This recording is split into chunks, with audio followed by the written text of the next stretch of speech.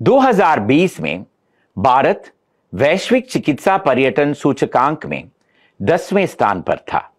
एक ऐसा उद्योग जिसका अनुमान 2028 तक वैश्विक स्तर पर 53 बिलियन अमेरिकी डॉलर का है।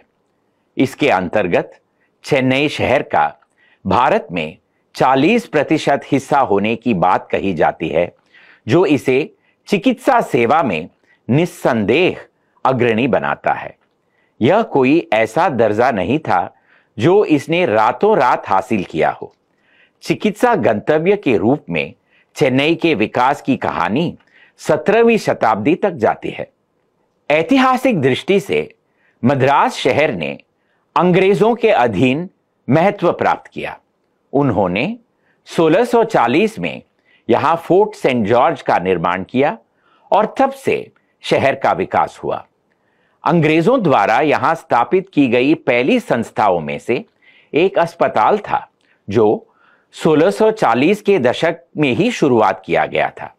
यही वह शुरुआत थी जिसे हम आज राजीव गांधी जनरल हॉस्पिटल के रूप में जानते हैं।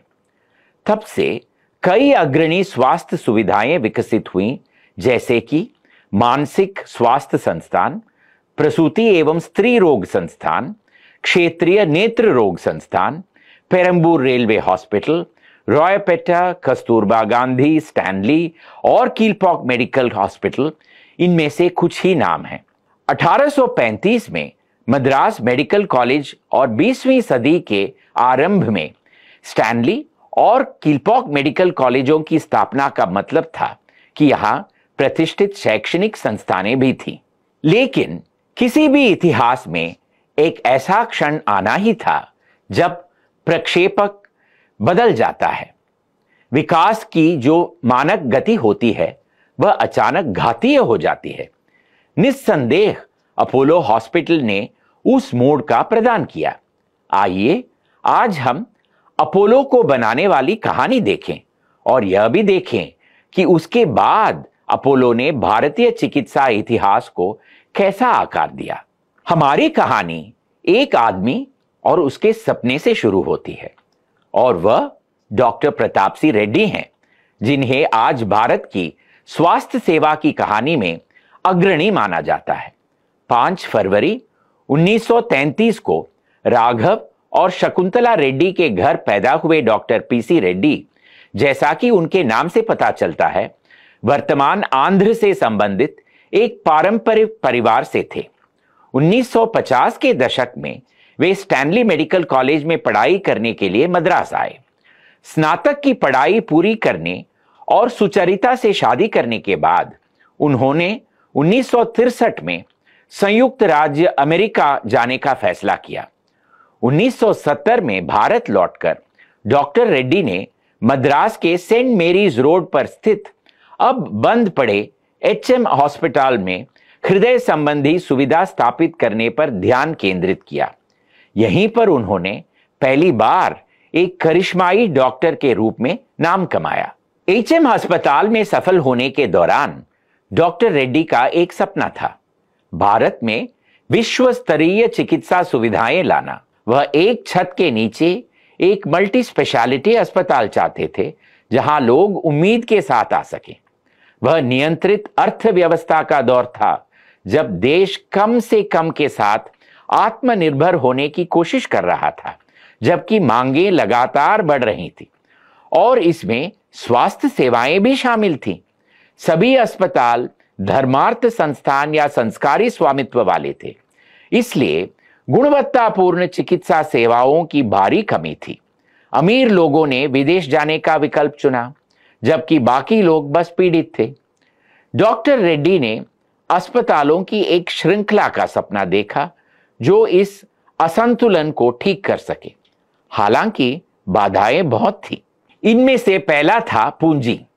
वह एक ऐसा समय था जब भारत में अस्पताल उन उद्योगों की सूची में नहीं थे जिन्हें बैंक से धन प्राप्त करने की अनुमति थी। इस बदलाव के लिए सर्वोच्च स्तर पर हस्तक्षेप की आवश्यकता थी, तत्कालीन प्रधानमंत्री इंदिरा गांधी से। आज हम केवल कल्पना कर सकते हैं कि डॉक्टर रेड्डी को उन तक पहुंचने और फिर उन्हें इस आवश्यकता के बारे में समझाने के लिए किन किन कठिनाइयों से गुजरना पड़ा होगा। इस यात्रा में उन्हें कई लोगों की मदद मिली, जैसे कि आर वेंकटरामन और प्रणब मुखर्जी, जो उस समय कैबिनेट मंत्री थे और दोनों ही बाद में भारत के राष्ट्रपति बने। यह सब करने के बाद डॉक्टर रेड्डी को एक और बदलाव लाने के लिए धरती आसमान एक करना पड़ा। जीवन रक्षक उपकरणों पर आयात शुल्क में कमी, इस सब में समय लगा, साथ ही पूंजी जुटाने में भी। लेकिन इस आदमी और उसके सपने को कोई रोक नहीं सका।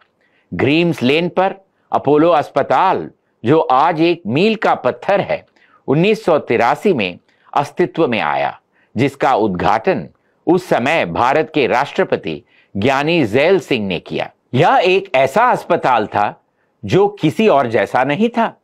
अपने समय के लिए यह एक क्रांतिकारी विचार था। डॉक्टर रेड्डी ने अस्पताल में आने वाले मरीजों के परिचारकों की आवश्यकताओं के बारे में भी सोचा। साथ ही सिंदूरी होटल लगाया गया जहां वे आराम से रह सकते थे। लेकिन समय के साथ अस्पताल के तेजी से विकास के साथ होटल को छोड़ दिया गया और स्वास्थ्य सेवा की बड़ी मांगों के लिए परिसर को अपने कब्जे में ले लिया गया। कहानी यहीं खत्म हो सकती थी। एक डॉक्टर विश्व स्तरीय मल्टी स्पेशलिटी अस्पताल का निर्माण कर रहा था और जीवन में आगे बढ़ रहा था। लेकिन अपोलो की यात्रा वास्तव में अभी शुरू ही हुई थी। डॉक्टर रेड्डी भले ही चिकित्सा के बारे में चिंतित थे, लेकिन वह यह भी चाहते थे कि दवाएं आसानी से उपलब्ध हों। अपोलो फार्मेसीज की पहली दुकान 1983 में मद्रास के मंदवली में खुली। अगले 1000 दिनों के भीतर 1000 स्टोर खोल दिए गए और फिर 2013 तक बड़े फॉर्मेट वाले स्टोर खुल गए। 2022 तक 5000 स्टोर खोल दिए गए हैं। अस्पताल वो जगह होती है जहां लोग बीमार पड़ने पर जाते हैं। अपोलो के आने तक यही स्थिति थी। जिस तरह किसी भी मैन्युफैक्चरिंग सेटअप में ब्रेकडाउन मेंटेनेंस की तुलना में प्रिवेंटिव मेंटेनेंस हमेशा बेहतर होता है, उसी तरह डॉक्टर रेड्डी का दृढ़ विश्वास था कि बीमारी का पता लगने के पहले ही उसका पता लगा लिया जाना चाहिए। यह विचार उन्हें 1972 में ही आ गया था, जब एक प्रसिद्ध pathologist doctor David Gorlick doctor Reddy को एचएम अस्पताल में पैथोलॉजी सेवा स्थापित करने में मदद करने के लिए भारत आए थे। अपोलो अस्पताल के साथ यह विचार वास्तविकता में बन गया। 13 जून 1983 को मास्टर हेल्थ चेकअप सेवा शुरू हुई और उसी साल 27 जुलाई से इसे नियमित कर दिया गया। सक्रिय जांच से अनगिनत लोगों की जानें बचाई गई। इसने 2019 में प्रो हेल्थ का जन्म दिया, जो एक व्यक्तिगत स्वास्थ्य जांच कार्यक्रम है जिसे विशेषज्ञ डॉक्टरों ने एआई की मदद से तैयार किया। 2023 में प्रो हेल्थ जेन आया, जो एक अत्याधुनिक टेक्निक का उपयोग करके स्वास्थ्य प्रबंधन में नवीनतम है। अपोलो में कई मेडिकल रिकॉर्ड बनाए गए और बनाए जा रहे हैं। क्या आप यकीन कर सकते हैं कि 1983 में यहां जन्म लेने वाला पहला बच्चा अब अमेरिका में एक वरिष्ठ अधिकारी है जो अभी भी अस्पताल के संपर्क में है।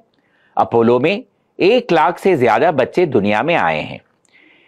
1984 में अस्पताल ने डॉक्टर गिरिनाथ द्वारा अपना पहला hole in the heart surgery किया और तब से 2 लाख कार्डियक सर्जरी और 3 लाख एंजियोप्लास्टी की हैं। 1995 में अस्पताल में अंग प्रत्यारोपण में भी अपनी शुरुआत की।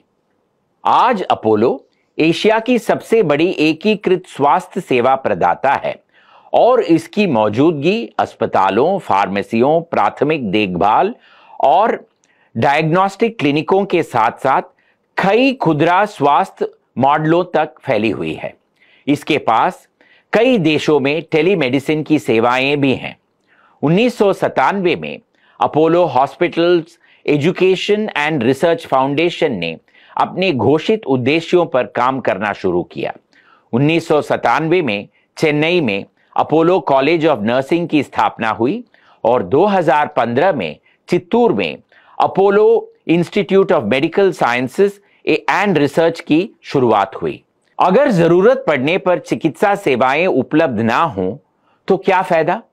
अपोलो ने हैदराबाद में दूसरे अस्पताल से शुरुआत करते हुए पूरे देश में अस्पतालों की अपनी श्रृंखला बनाना शुरू किया। आज पूरे भारत में अपोलो के अस्पतालें हैं। 2002 में अपोलो ने देश भर में आपातकालीन नंबर 1066 लॉन्च करके रैपिड रिस्पांस सेवाओं की में क्रांति ला दी। 2013 में इसने भारत का पहला एकीकृत ग्रामीण स्वास्थ्य सेवा वितरण नेटवर्क टोटल हेल्थ लॉन्च किया। 2015 में अपोलो केयर आया जो घरों तक देखभाल पहुंचाता है। अपोलो 24/7 ऐप 2020 में लॉन्च किया गया। ऐसी गतिशील समूह को मान्यता मिलनी ही थी। इसमें कोई आश्चर्य की बात नहीं है कि डॉक्टर रेड्डी सबसे प्रसिद्ध भारतीयों में एक हैं। 2014 में उनके बारे में एक किताब आई जिसका नाम था द हीलर। 1991 में उन्हें भारत का तीसरा सबसे बड़ा नागरिक सम्मान पद्म भूषण और 2010 में उन्हें पद्म विभूषण मिला। अपोलो अस्पताल पर कई डाक टिकट जारी किए गए हैं। 2024 में अमर चित्र कथा ने डॉक्टर रेड्डी पर एक कॉमिक बुक निकाली। डॉक्टर रेड्डी के जन्म का यह 91 वर्ष है, इसलिए ग्रीम्स रोड पर स्थित पहले अस्पताल में अपोलो की यात्रा को दर्शाती एक स्मारक दीवार बनाई गई है। अपोलो हॉस्पिटल्स की यात्रा मद्रास में शुरू हुई जो अब चेन्नई है। शहर वास्तव में इस बात पर गर्व कर सकता है कि इस तरह की अग्रणी पहल ने दुनिया भर में स्वास्थ्य सेवा की राजधानी के रूप में अपनी प्रतिष्ठा को बढ़ाया है। समूह की सबसे बड़ी उपलब्धि निश्चित रूप से वह अनगिनत जीवन है जो इसने अपनी दशकों की सेवा में बचाए हैं। इसके ठीक बाद एक और उपलब्धि भी है। पूरे भारत में चिकित्सा सेवा की गुणवत्ता के मानक को लगातार ऊपर उठाना। वास्तव में भारत के चिकित्सा इतिहास को 2 समय अवधियों में विभाजित किया जा सकता है, अपोलो से पहले और उसके आगमन के बाद। और यह कहानी मद्रास यानी चेन्नई में शुरू हुई।